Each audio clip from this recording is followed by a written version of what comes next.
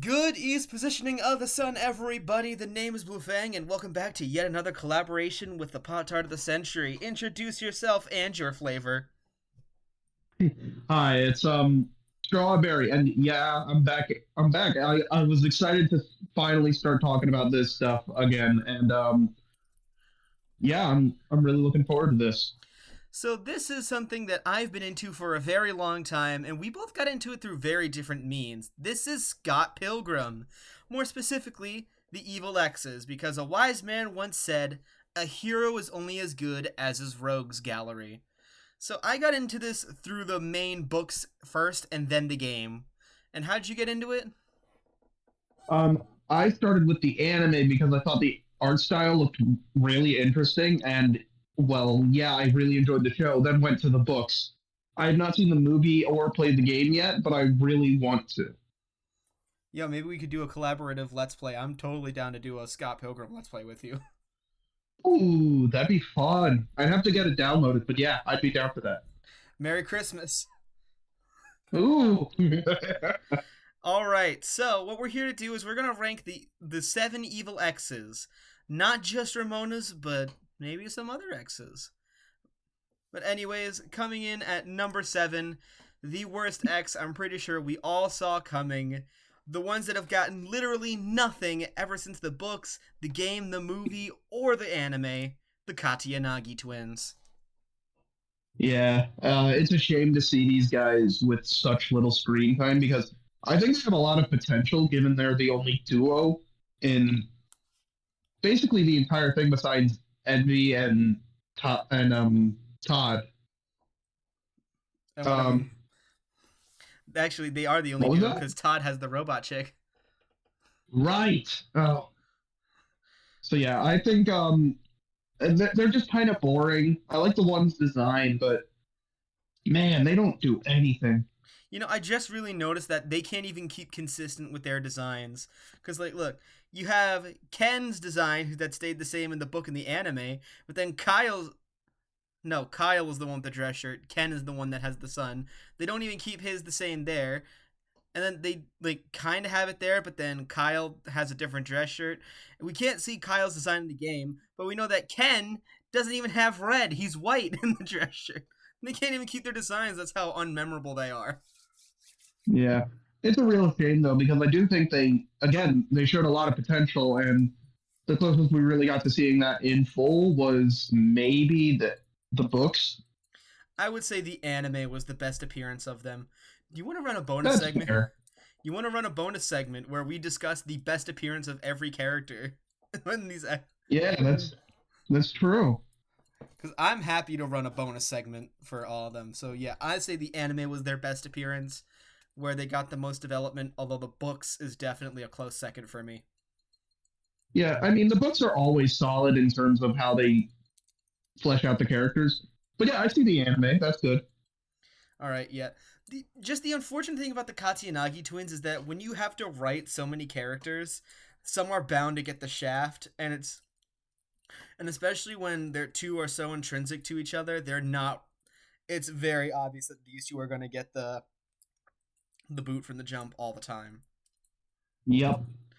All right, coming in at number six, they're only interesting because of someone else, Todd Ingram. Todd to me is the just oh I don't like him, and that's rare for all of the X's. And so, on some level, I like all of them. Todd is the closest to straight up dislike. I like if there's one thing I have to give it, I like the fact that they made him a dumbass. I like the trope of the psychic dumbass a lot. Yeah, that's fair. Um, I think Scott. I thought Todd X Wallace was really funny in the anime. But it didn't really amount to anything. Yeah. Great joke. Just kind of wish it was more than just a joke. You know, the thing about Wallace can also apply to the twins because Wallace is only Todd is only interesting when he's paired with someone else. More often than not, it's Envy that he's paired with, but in the anime, he's paired with Wallace, and he just is reduced to a joke. Yeah, it's just kind of hard to watch. past the first time you see it. Yeah. I think he has the worst Um, excuse to be pissed off at Ramona. yeah, seriously, you cheat on her with envy and then get mad at them both? Just a douche. All Yeah, right. If I have to say, my favorite come on now. version of this character is the movie version. I like his defeat there, where he gets tricked, where Scott outsmarts him by trying to have him read his mind and pick up the one without the soy milk, and Robert Downey Jr. just comes in and kicks his ass. Yeah, given I haven't seen the movie, I have to pick between the books and the anime, and I have to pick the books because the books are the only time he was actually a character. So, Yeah. You'll be dust and cleaned up by Monday. Why Monday? Because that's when the cleaning lady comes. She dusts. yeah. But why Monday? Because she got off work right now and she doesn't work on the weekends. Okay, whatever, let's fight. Yeah. Coming in at number 5, speak, damn it. You might be bi curious, but she is Little Miss Bi Furious, Roxy Richter. This is where things get really tough because from this point on, I like all of them a lot. It's just that Roxy, unfortunately, outside of her best appearance, Which is, isn't the best. yeah, straight up. Like, this is just discount Harley Quinn. I should have continued with that.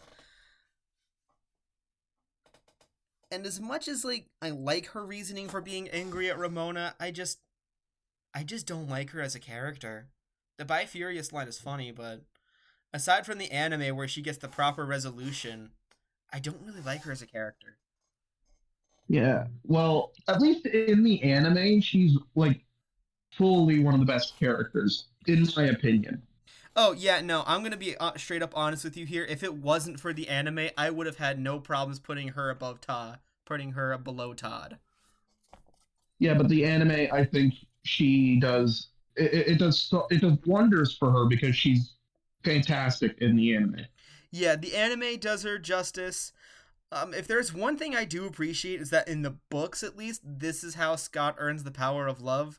Although, granted, that is in heavy part to Knives' dad and needing to survive that too. But still, it is nice to see a sword on sword fight with Scott. Yeah. Even though I do think it's kind of bull that Scott ended up winning against someone who's trained with the sword all her life, and he's a fist fighter. Well, Jotaro punching Polnareff's sword would have something to say about that. At least he's punching. He's doing his speciality. Scott's like, oh, sweet, I'm picking Yeah. up the sword for the first time in years, and I'm able to beat an extra expert ninja. Yeah. But anyways, if we haven't made it obvious enough, Little Miss Bi Furious's best iteration was the anime. Moving on to number 4, another character heavily saved by the anime. We have the very first Evil X, Matthew Patel. Oh man, Matt. Yeah, it's completely right to say that he was saved by the anime because otherwise he's wholly forgettable. Yeah, But man, did his anime appearance just go off. I like his anime personality trait, but if I have to show a problem with it, it is, and I cannot stress this enough, there is no way in hell Matthew is beating anyone, especially Gideon. I saw that as more as Gideon letting his guard down because it's Matt Patel, but at the same time, if they had been at full strength, yes, I agree. Um, no way in hell Matt is winning that. Like, especially since, and you have to understand me on this, Matthew Patel is fodder in every other appearance. He is literal just there to be beaten by Scott to show that, oh yeah, you see this dweeb? The reason people let him freeboat is that this mofo can fight like nobody's business. And he easily takes care of Matthew Patel. Yeah, well, at the very least, what we can say about Matt is that in every single version, there's not a bad version of him. Oh yeah, no, He's never, I think in the games he's yeah, one of the best boss fights, and this was almost a point where I would have voted for the game if it wasn't for the anime. he's never had a bad version, thus he's put up here. I'm also kind of tempted to say the movie because I really like his song there. That's fair, but at the same time, in the movie, it was just Cheap action. it was just the song. Yeah, exactly. Anyways, if we haven't made it clear, the anime is, in my opinion at least, the anime is by far his best version. Yeah, I agree. He's so cheap, he's not even worth the bus fare to get Scott back home in most versions. Coming in at number 3, related to the third ex Scott ever fought, but isn't Ramona's, we have Envy slash Natalie Adams. Envy is such an interesting character, because I think this is the one and only time that the best version was in the books. Yeah, agreed. Agreed. I have to say, like, it was all downhill from the book. The book easily gave her the most screen time. I don't like how in the movie her weakness was given to Roxy. Yeah, the other thing I don't love about her is the anime.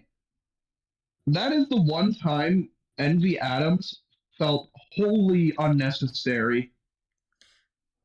I think it really just comes down to the anime was the time for Ramona's exes, and especially since in the books, Envy isn't the one that gets defeated, so she gets to appear more often. It shows that the anime decided to give her less time.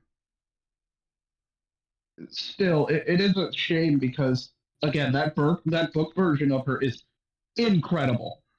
I love the running joke of Scott's outfit, 25-cent tie, $5 shoes, $5 pants, Envy Adam, earrings, worth more than Wallace's apartment. I mean, yeah, it's not wrong. Anyways, moving on to number 2, the seventh evil X, the one that is somehow given the most and least development depending on what version you're playing. We have Gideon Graves. Okay, Gideon is a tough one, especially when you're trying to pick his best version, because there's really only two that I can see the argument for. That being movie and comic. Yeah, listen, the anime did a lot of the X's justice, but Mr. Gordon Goosicle over there is not one. Yeah, as much as I don't dislike Gordon Goose, but at the same time, it feels like a just a really bastardized version of Gideon. Like, yeah, Gideon is meant to be this power player, hyped up for so long. And when you see it, yeah, you realize why Scott has the extra life. He needs it. Like, this is the one time Scott truly struggled on a fight and had to redo it in every version. Hell, in the movie, he gets a new sword specifically to fight Gideon. Yeah, it's just while that is a big low for him, the two big versions, like the two good versions of him, are incredible. Yeah. Gideon, I'm going to talk about this in the games, but Gideon is such a hard boss to do in the games, especially if you were like me and you didn't know that shops and stat ups existed your first time. So this power of love broke on the Goliath phase. Oh boy. Yeah. Anyway, Gideon, I like that he's Yeah, just I there is a huge thing of just tragic villains where villains you can understand the reasons why they did and they even try to paint him as right. No, I'm sorry, I don't like that. If a villain is a villain, they're doing evil things. I want it to be satisfying when they're defeated. I feel like Gideon was one of the last true examples of a truly evil villain, and I love that for him.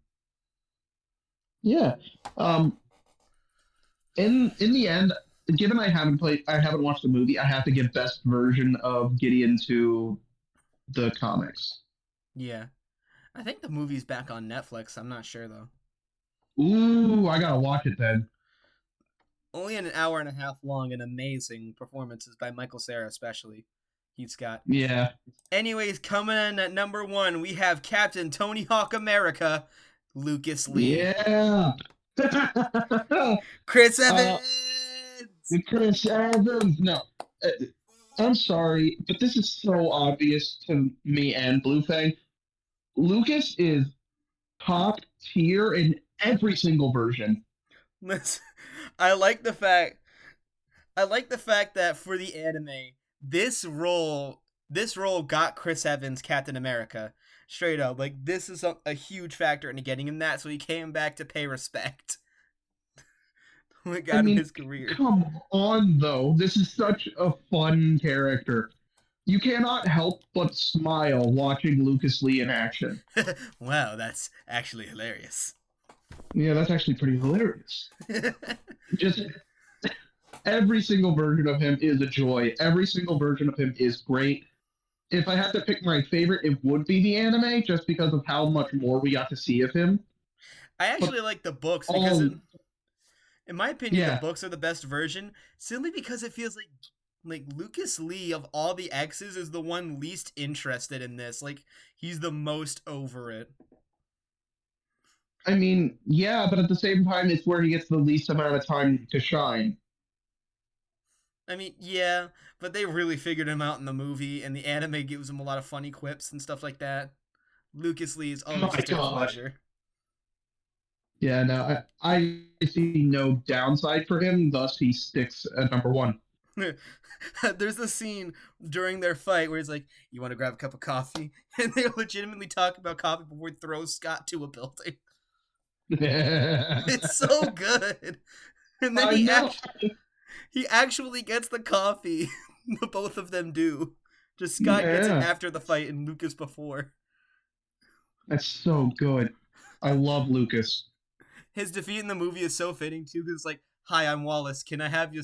Can you sign the skateboard? Can I have it back when you're done?" It's like, "Of course you're a fan." So yeah, Lucas Lee, the best of the X's you know about, but there is a secret X that not even Brian Lee O'Malley knows about, and that, of course, is the one, the only legend from Suda 51, Travis Touchdown, baby. Yeah, Yeah. yeah. I'm gonna be coming back for this one. I'm looking forward to talking about Scott versus Travis touchdown. So yeah, we're doing Travis Touchdown because two things, both announcement related. One, we have settled on a death battle debate of Scott Pilgrim versus Travis Touchdown. We're interested to see who would win this fight, and I'm using this as an announcement trailer because come Monday, Let's Play No More Heroes 1 will start. So if you're interested in that series, hey, would you look at that? Here's a free video review of what you got to do for 100%. Yeah. Unfortunately, I will not be part of this Let's Play. I don't have No More Heroes. It looks like an interesting game, but like I don't have a Wii. Well, it's also on PS3, PS4, and Nintendo Switch if you're interested in those versions. Oh, I would maybe I definitely gotta play stick it. But I would stick to Nintendo okay, above all else because PS3 and PlayStation versions, they just make it look so ugly. okay. But yeah, I won't be around for the Let's Play, but I will be around for the Death Battle debate. Yeah, so stay tuned for all that if you're interested. We got some points to say. And I'm sorry, Scott. Yeah. I like you more as a character than Travis, but I'm going to say right now, debates aren't finalized, but my money's on Travis. Spoilers. Quit it. Hey, I said it wasn't finalized, and we could come to a change I of heart. know. I know. But yeah, I'm excited to come back. So yeah, Take care, everyone. We'll see you all next time. Goodbye. yeah. Goodbye.